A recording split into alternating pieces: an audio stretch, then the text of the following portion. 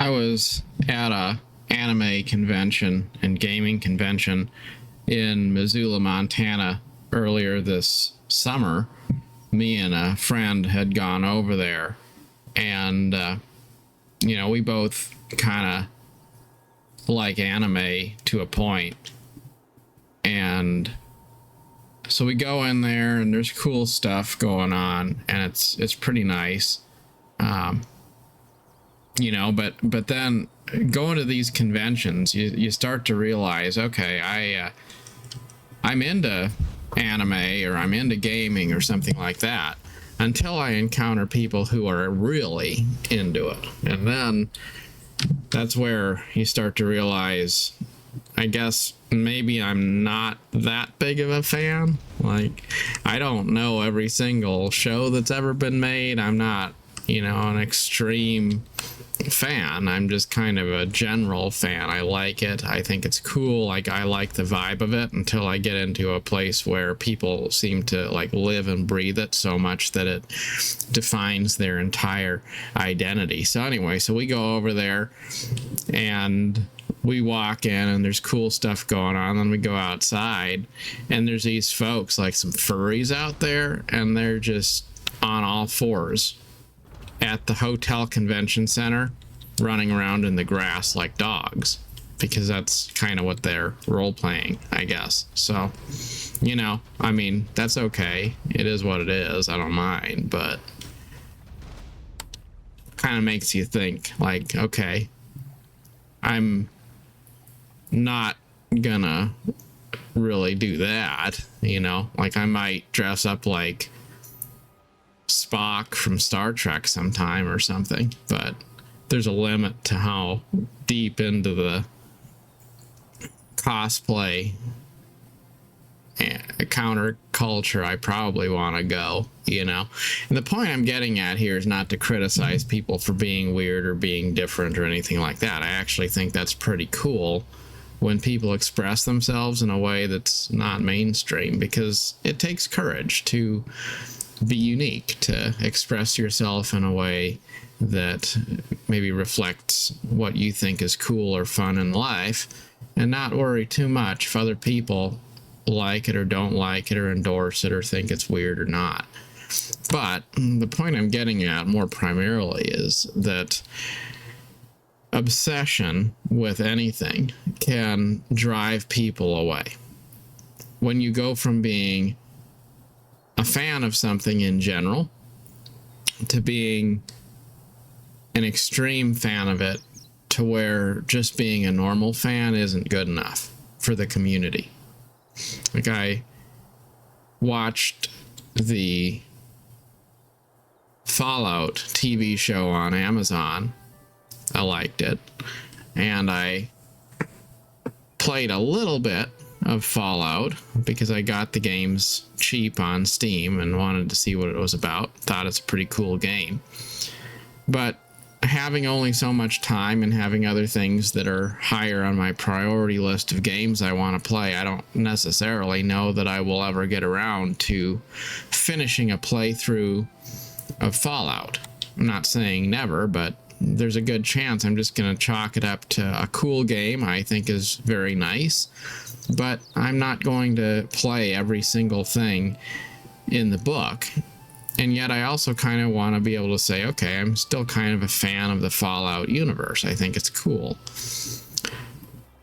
So, can I be a fan of the TV show? Can I be a fan without playing the games? And I would say, yeah, I'm sure I can. But then to the purists out there that are really into it, they're going to say, well, you're not really a fan of Fallout if you didn't play all of the games and stuff like that. I've been thinking about RuneScape 3 lately, because that was a game that I kind of gave it a shot and tried it a little bit, and then I joined the Facebook group for RuneScape, and I see people posting in there, and they'll criticize new players for being, rookie numbers because somebody didn't grind as much. And so you got somebody who's sunk 3,000 hours into grinding their skill profession in this game, and then they'll look at somebody else and say, oh, well, you know, you're just a noob. You're not a true player until you get your whole life sunk into this game. You know, and that's where you kind of look at that and think, oh, okay, you know, I don't know about that. That's fine. I'm not saying it's not cool. It is cool, but you know, like, how many hundreds or thousands of hours do you need to sink into something before you can legitimately say that you're an actual player, you know? And I think that's just where it gets down to, you need to be able to enjoy the things you do in life in a somewhat casual way without having to build your entire sense of identity around that thing, whether it's the things you think about or the amount of time that something takes in your life. I've thought about this in terms of real-time strategy games like Age of Empires, for example. They're really cool games. I like the idea of you build up a base and you build up an army and you fight other players, and it's a cool competition.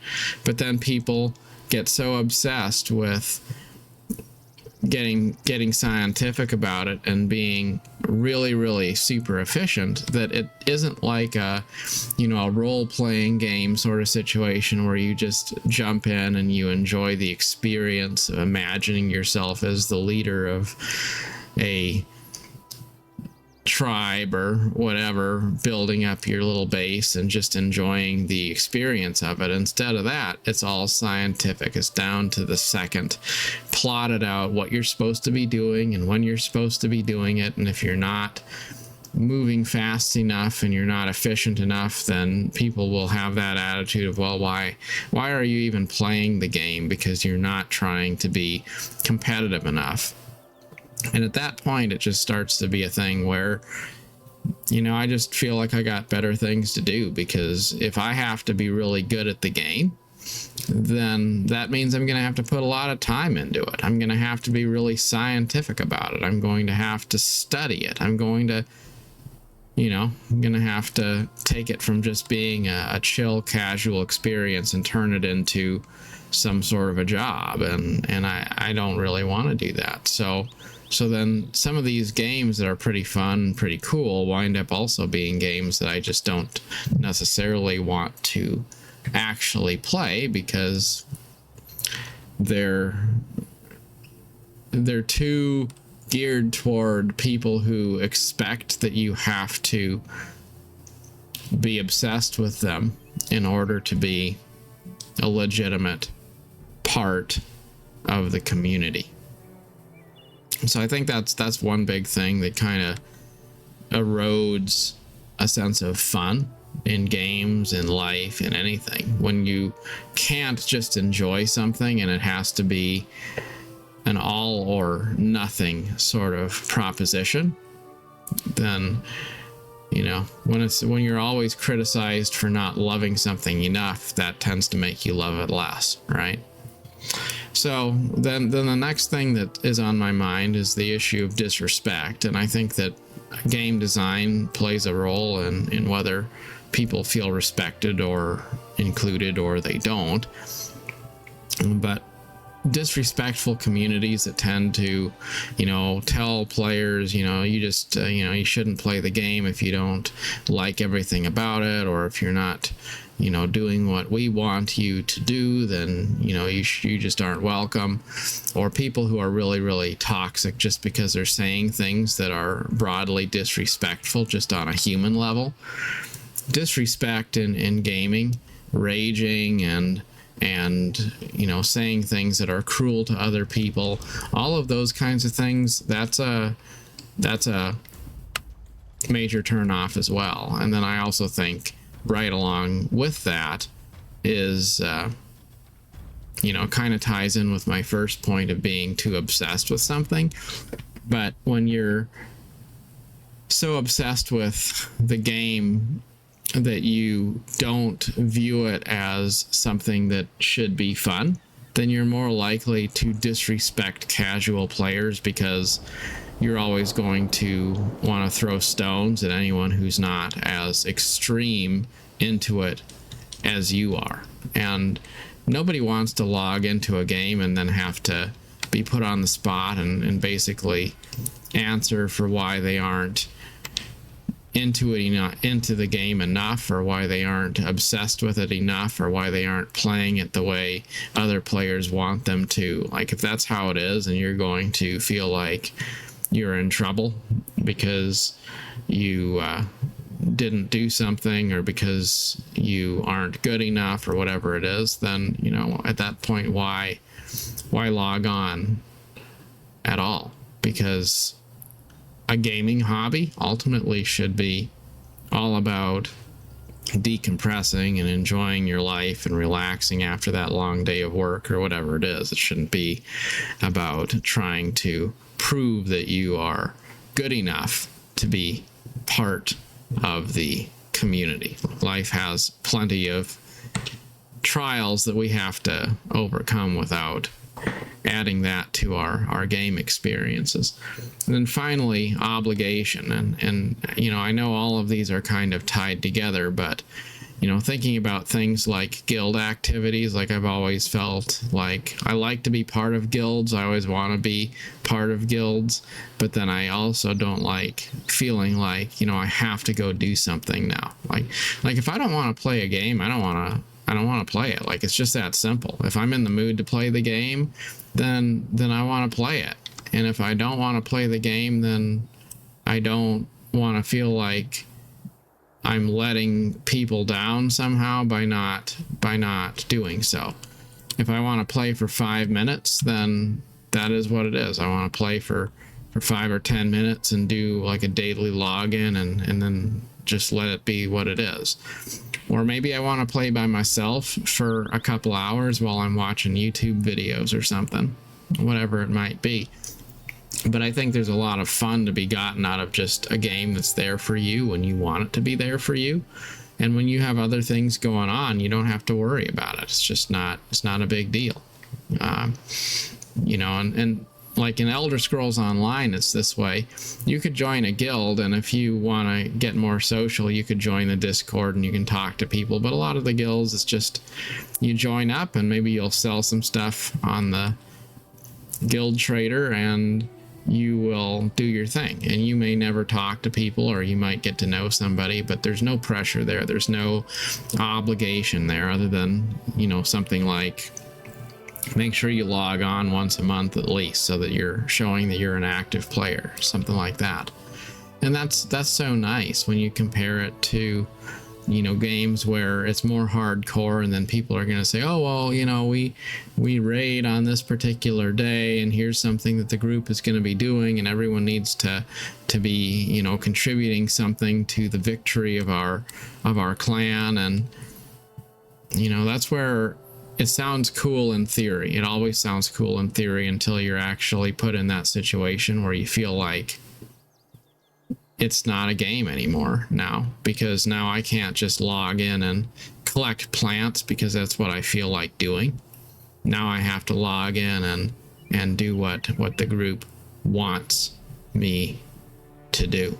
And that can be just as bad for player experience as disrespect, or as the expectation that you have to be obsessed with min-maxing or something.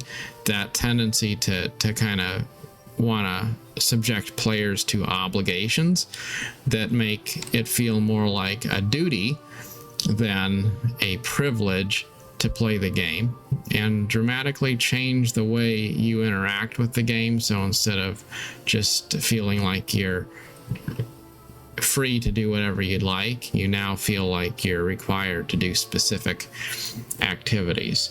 So I think really it's just a matter of, you know, how do you find a balance to be able to be part of a community and not be completely an island, but also to be free to get all of those benefits of being a solo player.